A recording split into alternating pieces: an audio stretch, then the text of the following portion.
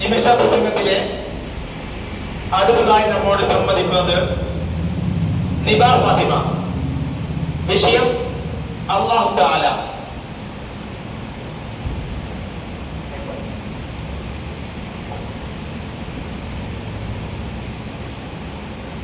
ബഹുമാനപ്പെട്ട ഉസ്താദുമാരെ, പ്രിയപ്പെട്ട രക്ഷിതാക്കളെ, എന്റെ സുഹൃത്തുക്കളെ, അസ്സലാമു അലൈക്കും. ഞാൻ ഇന്നിവിടെ അള്ളാഹുവിനെ കുറിച്ചുള്ള ഒരു കൊച്ചു പ്രസംഗമാണ് പറയുന്നത്.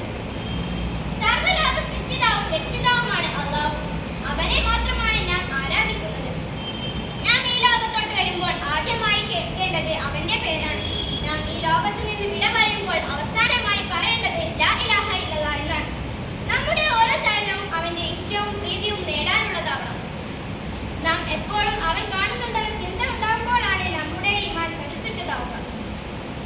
ഉറക്കം, ഉണർച്ച, അനക്കം, അടക്കം, സംസാരം, ചിന്ത, മറ്റുള്ളവരോടുള്ള പെരുമാറ്റം മുതലായവയിലെല്ലാം നാം അള്ളാഹുവിന്റെ ഇഷ്ടത്തിനുള്ളതാവാൻ കഴിയണം.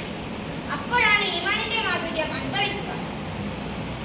നബി സല്ലല്ലാഹു അലൈഹി വസല്ലം തങ്ങൾ പറയുന്നു, സലാസുൻ മൻ കുന്ന ഫീഹി വജദ ഹലാവത്തൽ ഈമാൻ അൻ യകൂനല്ലാഹു വറസൂലുഹു അഹബ്ബ ഇലൈഹി മിമ്മാ സിവാഹുമാ വഅൻ യുഹിബ്ബൽ മർഅ ലാ യുഹിബ്ബുഹു ഇല്ലാ ലില്ലാഹ് വഅൻ യക്റഹു അൻ യഊദ ബിൽ കുഫ്രി കമാ യക്റഹു അൻ യുഹ്ദഫു ഫിന്നാർ.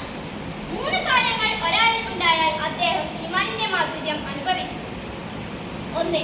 അല്ലാഹുവിനെയും അവന്റെ റസൂലിനെയും മറ്റെല്ലാത്തിനേക്കാൾ സ്നേഹിക്കുക. 2.